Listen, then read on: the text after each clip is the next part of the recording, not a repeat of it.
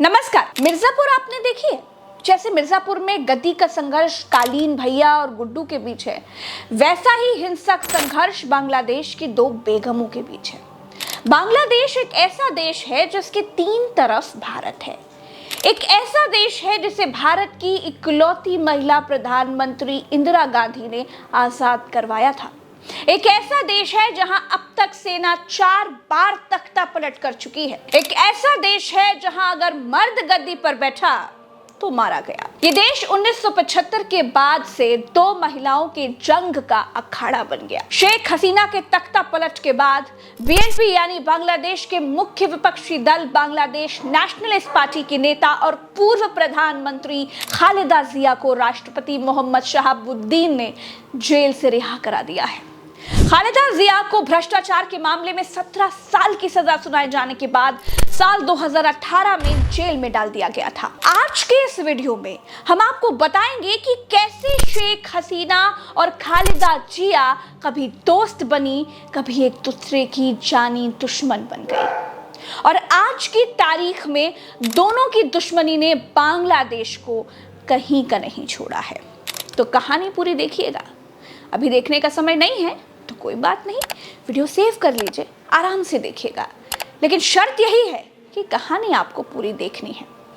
एक कहावत है कि एक मयान में दो तलवारें टिक नहीं सकती हैं। एक नजर दौड़ाएंगे ना तो बांग्लादेश की पूरी राजनीति इसी मुहावरे के इर्द गिर्द घूमती हुई नजर आएगी। 1971 में पाकिस्तान से अलग होकर बांग्लादेश बना। इसका इतिहास विद्रोह और रक्तपात से पटा पड़ा है और तख्ता पलट से भरे पड़े इस मुल्क के इतिहास में केंद्र में है दो महिलाएं, शेख हसीना और खालिदा जिया, और इनकी दुश्मनी को कहा जाता है battle of Begums.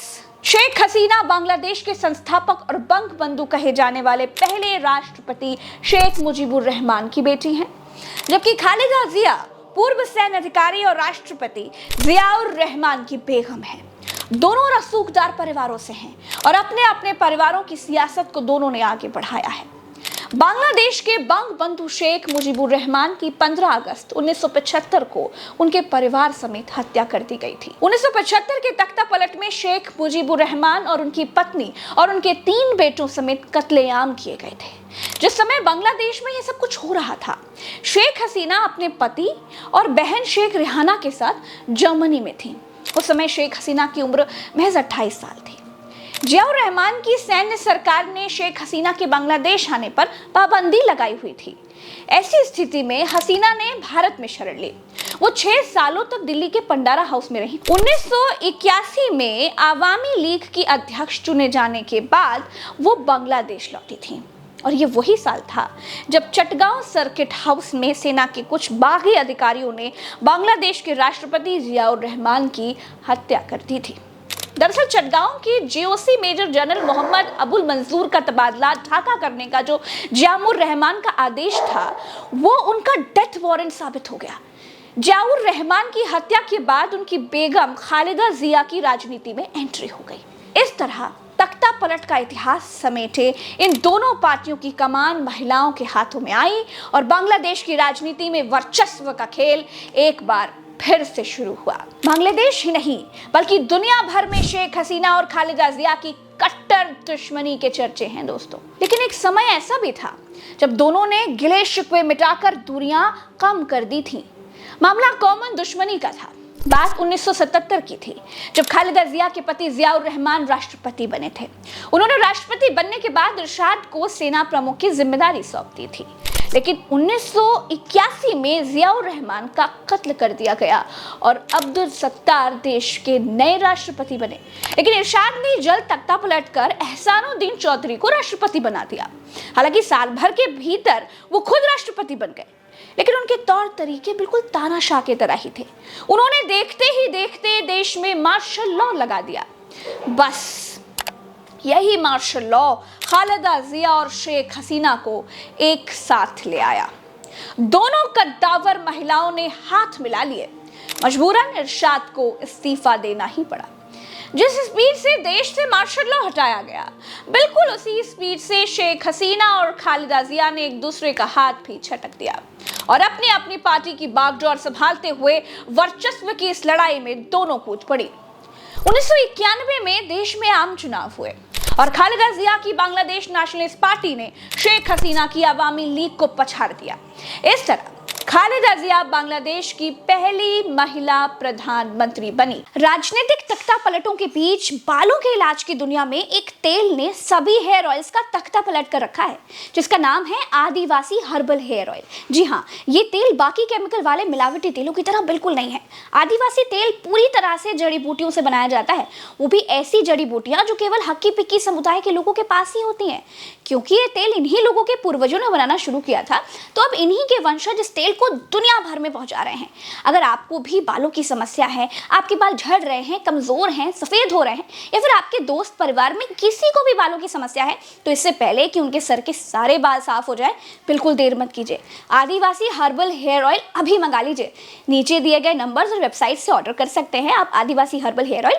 Link description और कमेंट बॉक्स में है। 1991 में खालिदा जिया बांग्लादेश की पहली और किसी इस्लामिक देश की दूसरी महिला प्रधानमंत्री बनी थी।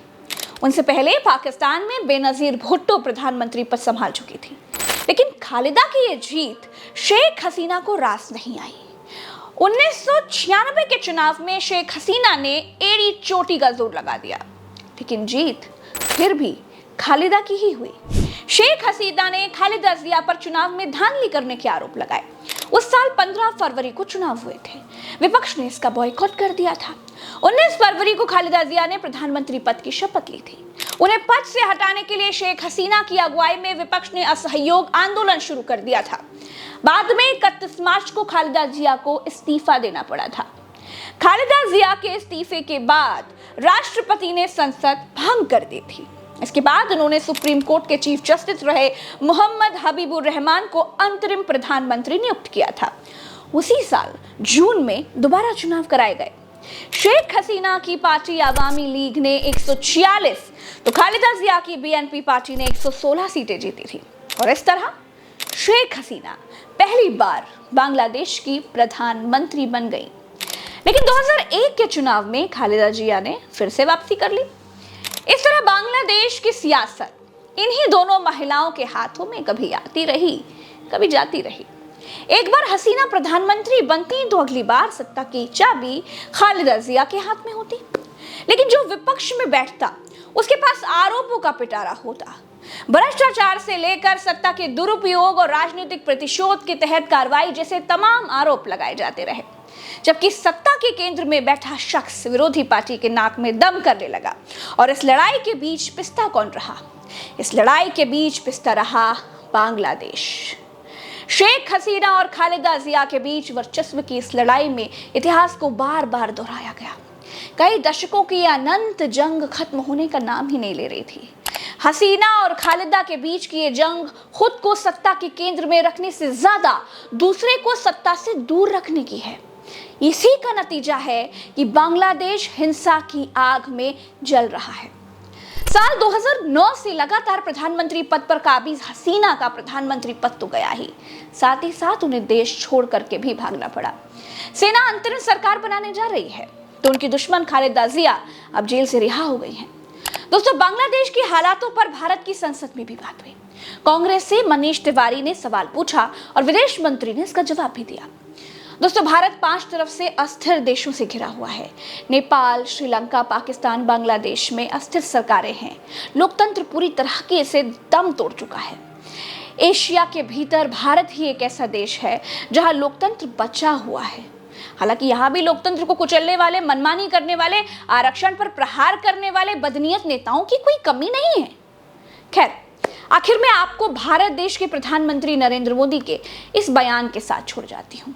इसको सुनिए, क्योंकि मैं आपसे मुस्कुराने का कोई मौका छीनना नहीं चाहती हूँ। नमस्कार। मेरी उम्र 20-22 साल रही होगी जब मैंने और मेरे कई साथियों ने बांग्लादेश के लोगों की आजादी के लिए सत्याग्रह किया था। बांग्लादेश की आजादी के समर्थन में तब मैंने गिरफ्तारी भी दी थी और जेल जाने का अवसर भी आया था।